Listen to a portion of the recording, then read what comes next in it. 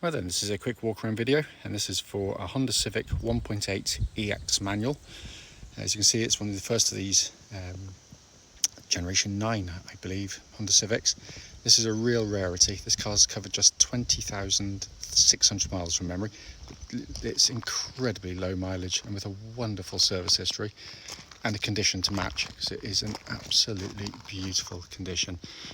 Front of the car, you can see there, no cracks, no condensation in the headlamps. Bonnet of the car, wonderfully clean. Let's come down the near side first, and it's pretty much mirror smooth in the panels. Can't see any obvious indentations there at all. Near side front alloy, the one that takes all of the bashing, and pretty much unmarked.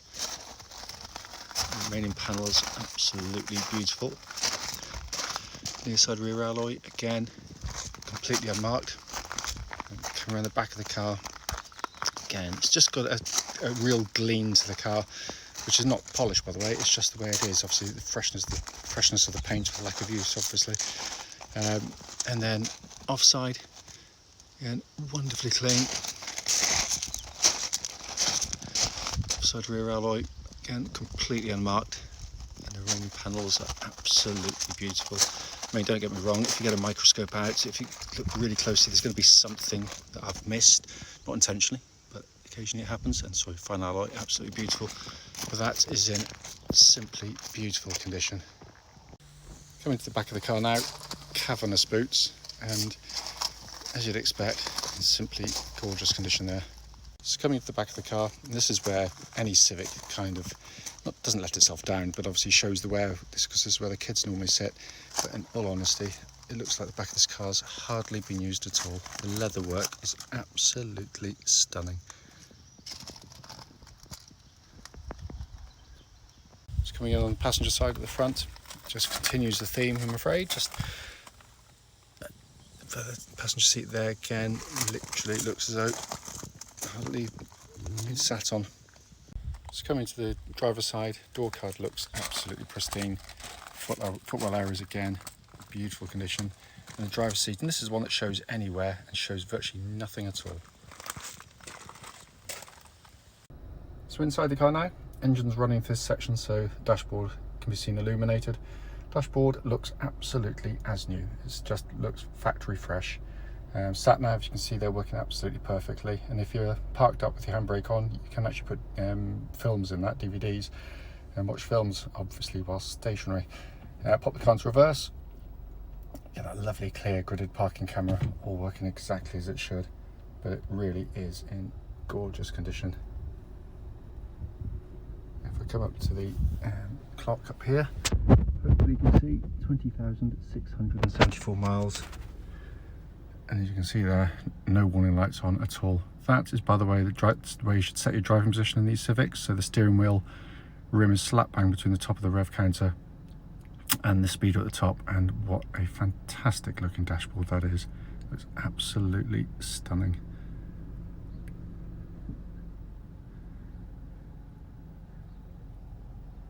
Finally, just to show you, owner's manual pack and lock and wheel nut key are both here and present with the car. Right then, this is a quick road test video, and for quite an extraordinary car really. This is a Honda Civic 1.8 EX.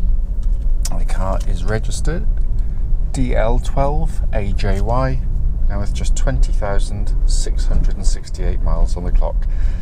The reason we do all of our videos is essentially so that if anyone's looking online at the cars in the adverts, they actually get to see the very car advertised in operation. And the reason for thinking it's important is that we have been on the receiving end ourselves of going to see cars which can look perfectly good in an advert, only to get there and find out when you drive it that it's got a fundamental issue we should much rather have known about. So hence that's why we do this section of the video. We also do it on these lovely quiet country roads very close to our premises in this beautiful part of Gloucestershire. This actually forms part of the road test route we take prospective buyers on, so hopefully then it'd be representative of what you feel yourself should you be offered a test drive in the car. So coming to the car itself, I mean, it's been extraordinarily well looked after over its years and lack of miles, basically. And it will come as no surprise, the car starts absolutely instantly and settles to completely smooth, even idle. There are no warning lights on the dashboard at all relating to the engine or any other part of the car, and temperature gauge is running at a third, which is exactly where it's meant to be on a Honda vehicle. Four-cylinder engines have been Honda's forte for actually their inception, and this is no different. It is a brilliant engine. If you judge an engine by reliability and longevity, then it's the best out there by a country mile. They are incredibly tough and incredibly reliable. But on top of that, it's just a joyful engine to use. It is so quiet and smooth in pretty much most operation. It pulls with real guts and luster, but it's just such a willing and sweet companion. It's, you know, in contrast to so many kind of boomy, thrashy engines, it's an engine that's accessible for those who just want to tootle about and for those who want to press on. But what it does also, the fuel economy you get out of them is quite amazing, really. I've had a few of these, and you know, certainly on sort of shorter trips I'll be well over 40, but on longer trips I could be well over 50. It's a really incredible unit, it really is. And as you'd expect, it feels absolutely as new. Engine then feeds through clutch and into gearbox. Clutch in the car, again, as you'd expect, absolutely perfect, smooth, silent in operation, slick, and bite point is exactly where you'd expect it to be on a Honda car, on a Civic, sorry. Make sure, before that chap, let's just wave me out, thank you. So all good there.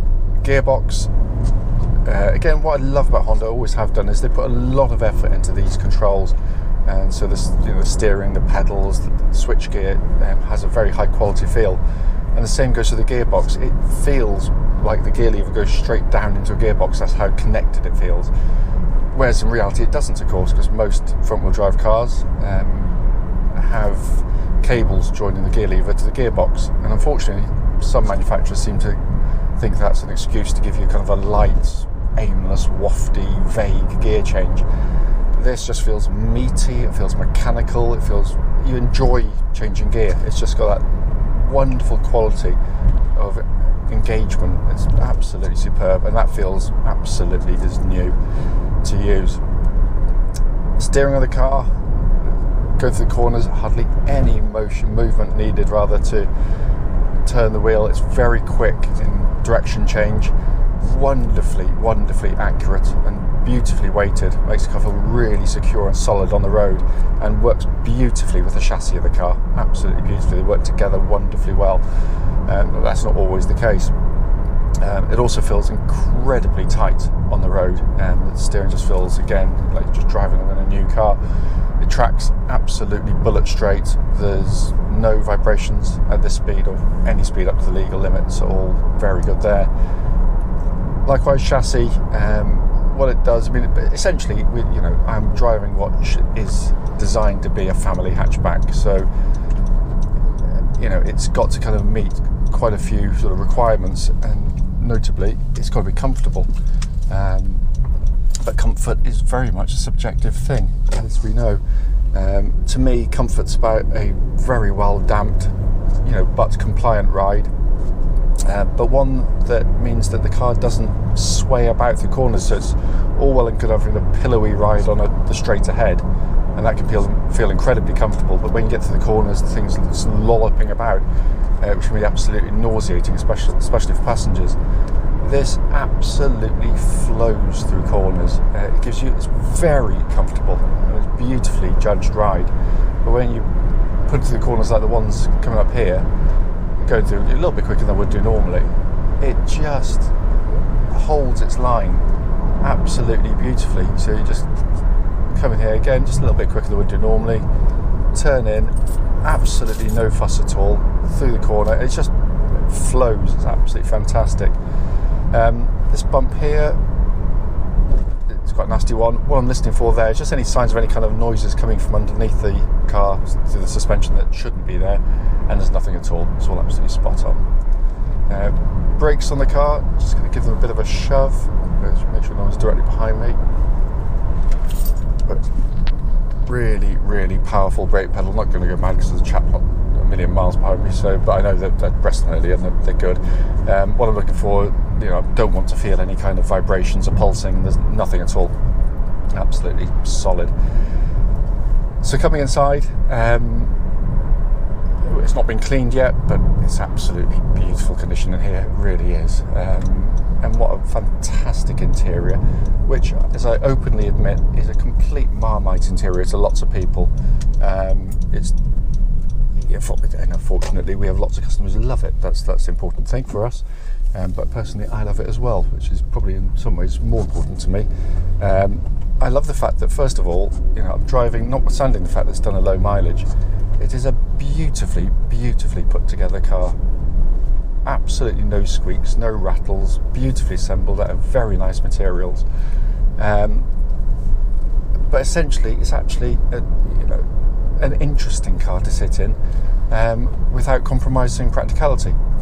You've got this amazing dash design in my eyes. I mean, it's fairly conventional down here in the centre stack, so you've got this big sat nav working all exactly as it should.